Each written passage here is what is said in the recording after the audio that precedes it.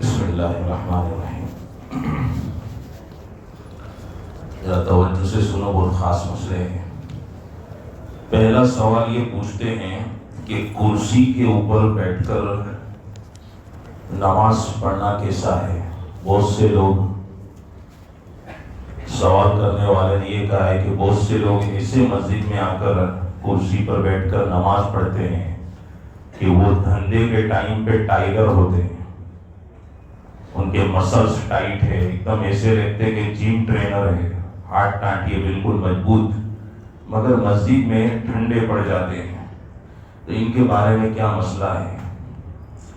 جواب یہ ہے کہ دیکھیے، کرسی پر بیٹھ کر جو نماز پڑھتے ہیں ان کی تین حالتیں ہیں.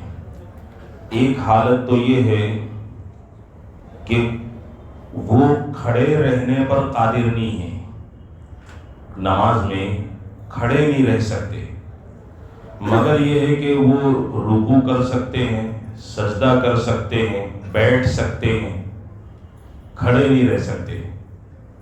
ایک کنڈیشن یہ ہے. تو ان کے لیے حکم یہ ہے کہ کرسی کو سائڈ پہ رکھے، کونے پر بیٹھ جاوے پلاٹھی مار کے یا دو زانوں قاعدے میں، اور بیٹھ کر رکوع سجدے کے ساتھ اشارے کے طور پہ نماز پڑھے. یہ ضروری ہے، کرسی پکڑنا ضروری نہیں ہے. دوسری کنڈیشن یہ ہے کہ وہ کھڑے رہنے پر بھی قادر ہیں اور زمین پر بیٹھنے پر بھی قادر ہے، مگر رکوع نہیں کر سکتے، سجدہ نہیں کر سکتے، اس لیے کہ کمر پاؤں بہت کھینچاتے ہیں، کوئی پرابلم ہے تو یہ نہیں کر سکتے، مگر کھڑے رہ سکتے ہیں اور زمین پر بیٹھ بھی سکتے ہیں. تو ان کے لیے بھی حکم یہ ہے کہ آپ زمین پر تو بیٹھ سکتے ہیں تو زمین پر بیٹھ جائیں اور رکوع سجدے کا اشارہ کریں اور اپنی نماز کو پوری کریں. ان کے لیے بھی کرسی پر بیٹھنا نہیں، نماز نہیں ہوگی. دو ہو گئی. تیسری صورت یہ ہے کہ زمین پر بھی کسی بھی صورت میں بیٹھنے پر قادر نہیں ہے. اگر زمین پر بیٹھ گئے تو پھر ان کو اٹھانے کے لیے دو آدمی کو لانا پڑے گا، اور وہ دو آدمی بھی اٹھا سکیں گے کہ نہیں اٹھا سکیں گے. یہ مسئلہ یہ ہے. زمین پر بیٹھنے پر بھی قادر نہیں. ان کے لیے کیا حکم ہے؟ ان کے لیے کرسی کی پرمیشن ہے، یہ کرسی پر بیٹھ کر نماز پڑھ سکتے ہیں. اب جو کرسی پر بیٹھ کر نماز پڑھتے ہیں وہ اپنی حالت کا اندازہ لگاوے کہ ان تین حالتوں میں سے ان کی کون سی حالت ہے، یا پھر یہ ہے کہ اپنی نماز کی خیر مناوے. دوسرا مسئلہ، پوچھتے ہیں کہ ایک شخص ہے، اس کے پاس صرف گولڈ ہے، سونا ہے. کتنا ہے؟ 1.5 تولہ، 2 تولہ، 3 تولہ، 4 تولہ، وتھ کیش نہیں ہے. کوئی پیسہ، چاندی کی پائل، ایسا کچھ بھی نہیں ہے. عورت ہے، عورت کے پاس 3 تولہ، 3.5 تولہ، یعنی 7.5 تولہ سونے سے کم مقدار میں عورت کے پاس سونا ہے. اب اس کے اوپر زکوٰۃ فرض ہے یا نہیں؟ اور 7.5 تولہ جو سونا ہے، اس کی جو آج کل کے حساب سے اس کا جو وزن ہوتا ہے وہ ہے 87 گرام 480 ملی گرام. یہ 7.5 تولہ سونے کا وزن ہے. 87 گرام 480 ملی گرام، اس کو لکھ کے رکھ لیں. تو عورت کے پاس اس سے کم تولہ سونا ہے. اب لوگ آتے ہیں، پوچھتے ہیں کہ میرے کو زکوٰۃ کتنی نکالنے کی؟ زکوٰۃ نکالنے کی آتی نہیں ہے تمہارے اوپر. صرف سونا ہوئے تو 7.5 تولہ سونا ہونا چاہیے، اور وہ 7.5 تولہ سونا آج مالک ہوئے. جیسے آج 26واں روزہ ہے، تو آج کسی کی ویڈنگ ہوئی، شادی ہوئی، اور اس دلہن کو 7.5 تولہ سونا ملا، تو آنے والے رمضان 26 رمضان پر اس کے اوپر زکوٰۃ فرض ہوئی. وہاں تک اس کو ویٹنگ کرنی. یہ سمجھ میں آنا کہ پورا 1 سال ویٹنگ کرنی، کہ دیکھ اللہ تعالیٰ بھی دیکھ رہے ہیں کہ اس کی ضرورت میں خرچ تو نہیں ہو جا رہے ہیں، یا یہ کہ عافیت رہی اور سونا بچیلا ہے وہاں تک، تو اب زکوٰۃ دو. اب یہ ہے کہ 4 تولہ 5 تولہ 6 تولہ 7 تولہ 7.25 تولہ سونا ہے تو اس کے اوپر زکوٰۃ فرض نہیں ہے۔ دوسرا، ایک شخص ہے اس کے پاس چاندی ہے، اونلی چاندی سلور، تو 52.5 تولہ چاندی ہونی چاہیے۔ کتنی؟ 52.5 تولہ۔ آج کے گرام کے حساب سے اس کو سمجھنا ہو تو 612 گرام 360 ملی گرام چاندی، یہ 52.5 تولہ چاندی کا وزن ہے۔ اتنی چاندی آج 26 رمضان سے لے کر آنے والے 2027 کے 26 رمضان تک یوں ہی انامت پڑی رہی تو زکوٰۃ فرض ہے۔ ایک تو یہ مسئلہ ہے۔ تو اگر کسی کے پاس صرف سونا ہے یا صرف چاندی ہے تو اس کا مسئلہ بتائیں۔ کتنے لوگوں کے پاس ایسا مسئلہ ہے کہ سونا ہے 1.5 تولہ 3 تولہ، اس کے ساتھ چاندی کا پائل رکھے گئے، یا اس کے ساتھ جو ہے 5,000 روپے کیش پڑے ہوئے ہیں، تو اب یہ جو خاتون ہے اس کا نصاب چاندی کا بن جائے گا۔ کس کا بن جائے گا؟ چاندی کا، یعنی 52.5 تولہ چاندی۔ آج جو اس کا آج کا ریٹ جو ہے کرنٹ 1,59,000 روپے اس کا حساب ہے۔ تو اب وہ خاتون دیکھے کہ میرا 2 تولہ 3 تولہ ہے اور کچھ کیش ہے، یا یہ ہے کہ سلور ہے، یا یہ ہے کہ سونا ہے چاندی ہے اور کیش ہے، تو سب کو ملا کے کتنا اس کا اماؤنٹ بنتا ہے؟ تو بازار میں چیک کرایا تو 1,59,000 روپے اوپر جاتا ہے۔ تو وہ خاتون سے کہیں گے 1 سال گزر گیا کہ ہاں گزر گیا، تو اب 2.5% کے حساب سے زکوٰۃ نکالیں گے۔ بات سمجھ میں آئی؟ یہ مسئلہ اکثر لوگوں کو معلوم نہیں ہوتا، اس لیے بتایا۔ تیسرا مسئلہ جو خاص ہے بالکل، کہ نماز باجماعت ہم پڑھتے ہیں تو امام کے ساتھ ہماری نماز کہاں تک رہتی ہے؟ سلام تک رہتی ہے کہ دعا تک رہتی ہے؟ یہ خاص مسئلہ ہے۔ امام صاحب کے ساتھ ہم نے نماز پڑھی تو امام صاحب کے ساتھ ہمارا تعلق سلام تک ہے کہ دعا تک ہے؟ سلام ہوتے ہی نماز پوری ہو گئی کہ دعا کے بعد نماز پوری ہوگی؟ جواب، سلام امام صاحب نے پھر نماز پوری ہو گئی۔ یہ میں کیوں کہہ رہا ہوں؟ اکثر سورت کی اکثر مسجدوں میں نماز کے بعد دعا کو بھی نماز کا جزو سمجھتے ہیں، اتنا زیادہ اہتمام ہے۔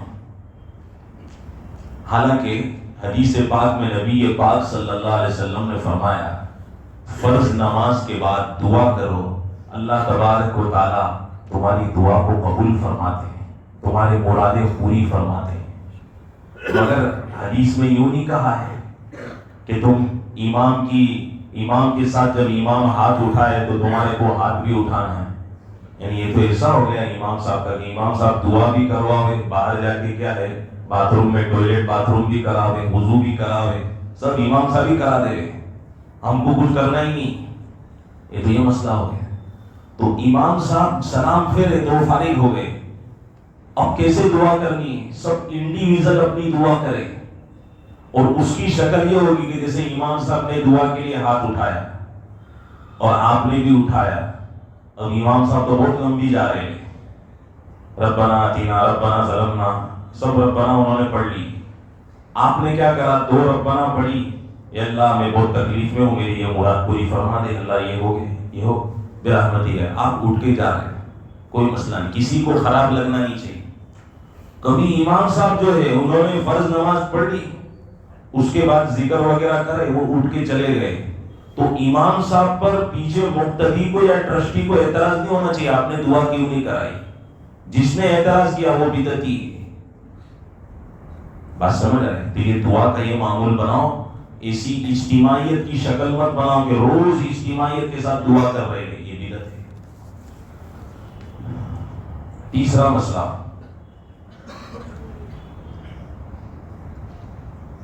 ایک شخص نے جو ہے کوئی چیز استعمال کے لیے خریدی، فلیٹ استعمال کے لیے خریدا، اچانک ارادہ یہ ہوا کہ نہیں اب میں اس کو بیچ ڈالوں گا، استعمال نہیں کرنا ہے، تو کیا حکم ہے؟ جواب یہ کہ نیت کے اوپر فیصلے ہیں۔ اب تم نے نیت کیا کر لی ہے؟ بیچنے کی، تو اسی وقت سے تمہارا اس فلیٹ کے اوپر سال گزرنا ضروری. ایک سال گزر جائے گا اور فلیٹ علامت پڑا ہوا ہے تو سال گزرنے کے بعد فلیٹ کی مارکیٹ ویلیو نکالی جائے گی کہ میں بیچنے جاؤں گا تو کتنے میں بکے گا. جنتری کی ویلیو نہیں, مارکیٹ ویلیو. پھر اس کے حساب سے 2.5% پر زکوٰۃ فرض ہوگی. ایک سوال یہ پوچھتے ہیں کہ مال ہے مگر مال پر قبضہ نہیں ہے تو اس پر زکوٰۃ فرض ہوگی؟ نہیں, زکوٰۃ فرض نہیں ہوگی. اس مال کے اوپر آپ کا قبضہ ہونا بھی ضروری ہے. ایک سوال یہ پوچھتے ہیں کہ حج میں جانا ہے تو حج کے لیے پیسے رکھے ہوئے 2 سال سے مگر اس میں نیت حج کی ہے تو اس پیسے کے اوپر زکوٰۃ فرض ہوگی؟ اب آج کل تو 5-6 لاکھ 7 لاکھ کے بغیر حج نہیں ہو رہے ہیں. پہلے کچھ سالوں پہلے 70-80 ہزار میں بھی حج ہو چکا ہے مگر اب تو 4-5 لاکھ کے بغیر حج نہیں ہو رہا. حج کمیٹی والے بھی تو 5 مانگ رہے ہیں. تو معلوم ہوا کہ یہ جو پیسہ ہے یہ نصاب کے بعد اس نصاب کے حساب سے تو اس پر 1 سال گزر گیا زکوٰۃ فرض, دوسرا سال گزر گیا تو اس پر بھی زکوٰۃ فرض ہے. بھائی پیسہ تو تمہارا ہی ہے اور یوز تو ہوا نہیں, ایسا ہی پڑا ہوا ہے تو اس پر زکوٰۃ فرض ہے. دوسرا مسئلہ یہ ہے حج کمیٹی میں پیسہ دے دیا ہے تو اس کے اوپر زکوٰۃ فرض ہے. تو اب کیلسی لیک نکالو, حج کمیٹی والے تمہارا بیگ میں پیسہ ڈالیں گے, ٹکٹ کا پیسہ ڈالیں گے اور ٹکٹ اتنی جلدی خریدتے نہیں, اس کا بھی اندازہ لگاؤ. لیکن کچھ بیسک چیزاں تمہارے پیسے سے خرید لیتے ہیں, پھر بھی ایک اماؤنٹ بچا رہتا ہے جو تقریباً 1,59,000 تک تو بچا ہوا رہتا ہے. تو اس اندازے کے حساب سے, اور اس کے ماہرین بہت ہے, آپ کو ہر محلے میں ملیں گے جو حج کمیٹی کے جانکار ہے, وہ آپ کو کہیں گے کہ اتنا حج کمیٹی والوں نے نکالا ہوگا. تو زکوٰۃ کے حساب سے وہ اماؤنٹ بچتا ہے 1,60,000 تک, تو آپ کے اوپر اس کی زکوٰۃ فرض ہوگی. 1 سال گزر گیا ہوگا. ایک مسئلہ یہ انشورنس کا. انشورنس میں بہت سے حضرات 2 وہیکل ہے 4 وہیکل گاڑی ہے, انشورنس کرانا پڑتا ہے, پولیس پکڑ لیتا ہے, پھر پینلٹی لگاتا ہے. اس کو کون سمجھانا جائے اسلام میں یہ ہو گیا مسجد میں کرنے کا سب, یہاں میرے کو انشورنس پتا, مجبوری کرانا پڑتا ہے. تو انشورنس کے اندر جو جمع رقم ہوتی ہے اس کا قاعدہ یہ ہے کہ یہ آپ کو ریٹرن ملتی ہے, یہ ریٹرن ملتی ہے, یا تو گاڑی آپ کو ریٹرن دے دی یا کوئی بھی شکل ہوتی. تو اس کے اوپر 1 سال گزر جاوے تو زکوٰۃ فرض ہوگی یا نہیں ہوگی؟ جواب یہ ہے کہ اس میں بھی گزشتہ سالوں کی جتنی بھی رقم ہے, گزشتہ جتنے بھی سال ہوئے سب کے حساب سے زکوٰۃ فرض ہوتی ہے. اس میں آپ کو زکوٰۃ نکالنی پڑے گی انشورنس کی, کیونکہ اس کی رقم واپس ملتی ہے. ایک ہے شادی شدہ عورت کے زیورات کے اوپر زکوٰۃ ہے, زکوٰۃ فرض ہے. عورت کے پاس زیور ہے تو اس کے اوپر تو کیا ہے, زکوٰۃ فرض ہے. اب رات میں ایک صاحب نے مسئلہ پوچھا کہ شوہر نے نیند میں عورت کو 3 طلاق دی, اسے سو رہے اور فائر کر رہے ہیں, وہ طلاق دے رہے ہیں, تو اس کی طلاق معتبر ہے کہ نہیں؟ معتبر نہیں, اسے طلاق نہیں ہوتی. رفع عن امتی الخطأ والنسیان, حدیث شریف ہے, اس میں نیند کا بھی ذکر ہے, نیند کی طلاق معتبر نہیں. دوسرا, شوہر نے جوش میں آ کر بیوی کو طلاق دی, ایک دم جوش میں آپے سے باہر ہو گیا اور 3 طلاق دے دی. اب طلاق ہوئی کہ نہیں؟ اب وہ بہانہ کر رہے, اصل میں 1 دینے کا ارادہ تھا, اس کو ڈرانے کے لیے کتنی 2 ڈبل دے دی.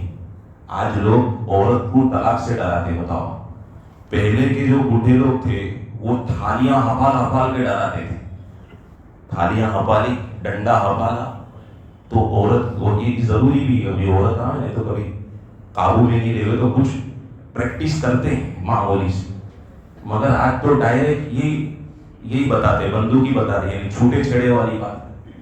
پھر مسئلے میں مفتی صاحب کو الو بناتے کہ 1 میں نے یوں دیے لیے 2 یوں دیے. اب بتاؤ, میں 1 کو خالی, حالانکہ یہ فتوے میں کہیں کچھ چیزیں گنجائشیں ہوتی ہیں مگر ہم اس پہ اس سے عمل نہیں کرتے. اب 1 کو میں نے یوں کہہ دیا کہ تیری 1 ہی ہوئی تو سب لائن سب جھوٹ, کیونکہ ہندوستان میں 99% جنتا جھوٹ بولتی ہے. ایک عالم دین کا کشف ہے, 99% پبلک سب جھوٹ پہ چلتا ہے. تو کل دوسرا آئے گا، تیسرا آئے گا، اور سب حرام طریقے سے زندگی گزاریں۔ تو 3 طلاق آپ نے بولی تو وہ ہو ہی جائے گی، ایک نہیں ہوتی۔ پھر وہ فتویٰ کیا لینے جاتے ہیں؟ کوئی دوسری جگہ جاتے ہیں، اہل حدیث میں۔ بھائی تو اہل حدیث ہے؟ اہل حدیث تھوڑی ہے تو۔ اچھا، اہل حدیث بھی غلط ہے اپنی جگہ پہ، ان کے بڑوں نے بھی 3 کو 3 مانا ہے، اس کا ان کو بھی عقل نہیں ہے۔ وہ 3 کی ایک بولتے، ایک رکشہ والا ہے، وہ وہاں سے لے کے آیا اور بیوی کے ساتھ چالو ہو گیا، بچے بھی پیدا ہو رہے ہیں، ولد الحرام ہے، وارث بھی نہیں ہوتے بچے۔ لیکن سمجھ نہیں، بات سمجھتے نہیں۔ ایک ڈاکٹر ہے، سرٹیفکیٹڈ ڈاکٹر ہے، جینیون ڈاکٹر ہے، ایک جھولا چھاپ ڈاکٹر ہے، نیم حکیم خطرے جان، برابر۔ میرے کو سردی ہوئے لیے میں ادھر سے لاؤں گا دوا کہ ادھر سے لاؤں گا؟ بتاؤ، ظاہر سی بات ہے ادھر سے لاؤں گا، کیونکہ میں ادھر سے لاؤں گا تو میرے کو نیمونیا میں پہنچا دے گا، پھر اس کے بعد کیا ہے، سب کلمہ پڑھائیں گے میرے کو۔ تو آپ کچھ سمجھ سکتے کہ اہل حدیث جو ہے نیم حکیم خطرے جان ہے، اور یہ جو مستند عالم ہے، یہ سرٹیفکیٹڈ ڈاکٹر ہے، تو آپ ان سے فتویٰ آپ کو مل رہا ہے۔ اب کیا کرنے کا؟ 3 بار بول دیا، اس کا مطلب یہ ہے کہ اب آپ کا اس کا کوئی رستہ نہیں ہے، اب آپ دوسرا رستہ تلاش کرو، وہ عورت دوسرا رستہ تلاش کرے، اب واپس اس کو ہی لانی ہے۔ تو اس کو لانے کے لیے کہتے ہیں کہ اسلام میں حلالہ ہے، بدنام کر رہے۔ اسلام میں کوئی حلالہ نہیں ہے، اسلام یہی کہتا ہے کہ وہ عورت دوسرے مرد سے شادی کرے گی، اور کرائی بھی جاتی ہے اس کی شادی۔ آپ کو دوسرا مرد ہے، اب وہ دوسرا مرد رکھ لے گا، اب تم کیا کریں گے؟ میری تو چلی گئی، تم دوسری ڈھونڈو۔ کام ہی ایسا کرا، تمہارا رستہ الگ ہے، حلالہ اسلام میں ہی، مگر یہ کہ پھر وہی لانی ہے تو وہ دوسرے مرد کے پاس جاتی، پھر تم وہاں کھینچ کے لاتے ہیں، تم گناہ کر رہے ہیں، اسلام نہیں کر رہے تھے۔ تو اس کا نوٹس لینا بھی ضروری۔ اللہ سے دعا کریں کہ اللہ اس پر عمل کی توفیق عطا فرما۔ اور بات سنو کہ یہ میں نے جو باتیں بتائی یہ دین ہے، یہ کیا ہے؟ دین ہے، اور دین پر بہت سے لوگ چلتے ہیں، لیکن حقیقت میں وہ چلتا ہے جس کو اس کا کیا ہے، عشق اور غم نصیب ہوتا ہے، اور غم اس کو نصیب ہوتا ہے جو قربانی کے درجوں میں آگے بڑھتا ہے۔ تو اس کے لیے قربانیاں دینی پڑتی، اور وہ قربانیاں کیا ہے؟ 3 دن، 10 دن، 40 دن، 4 مہینے۔ تشکیل نہیں کر لے، ٹینشن مت لو، کل سے 2 آدمی بیٹھے، تشکیل نہیں کرو۔